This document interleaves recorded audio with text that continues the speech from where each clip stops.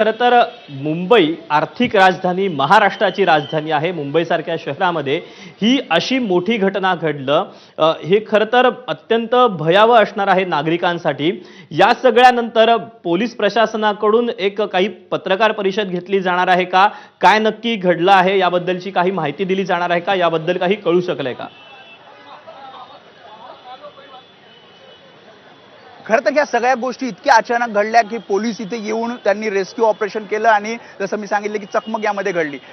पत्रकार परिषद अद्याप जरी घेतली नसली तर काही पोलीस अधिकाऱ्यांनी काहींनी ऑफ रेकॉर्ड आणि काहींनी कॅमेरा समोर येऊन सांगितलं की नेमकं इथे काय झालं. मात्र या सगळ्याची सखोल चौकशी हे पोलिसांकडनं केली जाते.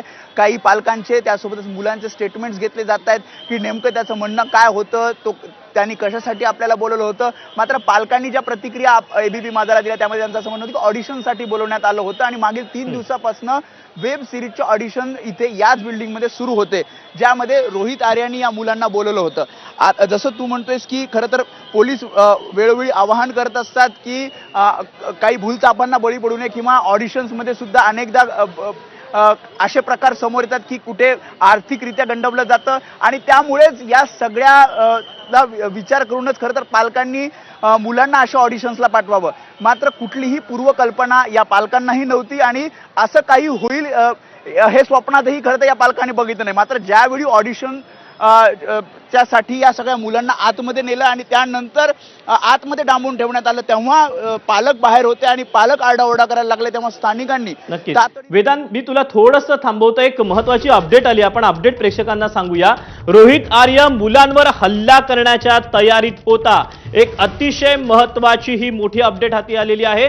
पवई पोलिसांनी वेळीच यामध्ये हस्तक्षेप केल्यानं हा जो सगळा मोठा अनर्थ आहे तो टळलेला आहे. त्यामुळे पोलीस प्रशासन किती सतर्क असतं हे देखील सांगणारी ही एक महत्वाची बाब आहे. रोहित आर्य हा मुलांवर हल्ला करण्याच्या तयारीत होता अशी माहिती पोलीस सूत्रांनी दिलेली आहे आणि पोलिसांनी वेळीच हालचाल केल्यानं हा जो काही मोठा अनर्थ आहे तो टळलेला आहे. आपण पुन्हा एकदा वेदांकडे जाणार आहोत, मात्र त्या अगोदर सचिनकडनं हे अपडेट आलेले आहेत.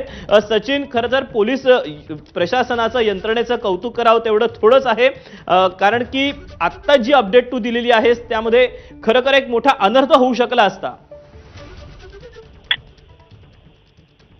सचिन, माझा आवाज पोहोचतोय तुझ्यापर्यंत?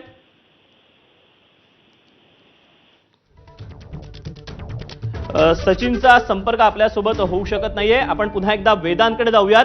वेदांत, ही जी अपडेट आता समोर आली आहे ती अतिशय महत्वाची असणार आहे, कारण की जे अपडेट एक एक या अनुषंगानं पुढे येत आहेत, त्यामुळे हा किती भयानक आणि किती मोठा प्रकार घडू शकला असता जर पोलिसांनी वेळीच हालचाल केली नसती तर हे अधोरेखित करणार आहे.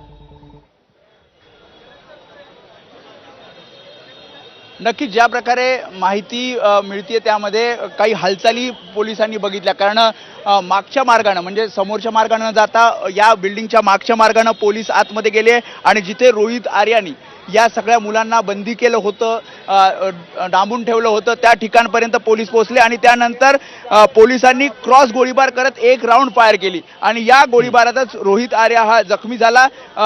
हालचाली पोलिसांनी बघितल्या आणि तातडीनं समयसूचकता यामध्ये पोलिसांनी दाखवली आणि त्यामध्ये तातडीनं एक गोळी फायर केली आणि त्याच्या छातीत ती गोळी लागल्याचं कळते आणि त्यामध्येच तो गंभीर जखमी झाला होता. त्यामुळे खरं तर पोलिसांनी पुढच्या घटनेचं गांभीर्य बघितलं आणि तातडीनं काही पावलं उचलली आणि त्यामध्येच रोहित आर्या जखमी झाला होता आणि तातडीनं म्हणजे जखमी झाल्यानंतर तातडीनं त्याला रुग्णालयात दाखल करण्यात आलं आणि त्याचा मृत्यू झाल्याचं कळतंय. संपूर्ण आपण हा घटनाक्रम पुन्हा एकदा जर बघितला तर मुलांची सुरक्षा ही महत्त्वाची होती. पाहण्याच्या अगोदर आपल्याला अपडेट देण्यासाठी सचिन देखील आपल्यासोबत आहे.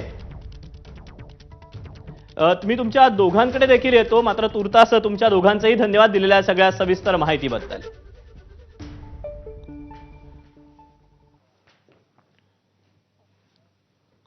यानंतर आणखी एक महत्त्वाची अपडेट हाती येते. राज्यभरात खळबळ उडून देणाऱ्या फलटण डॉक्टरच्या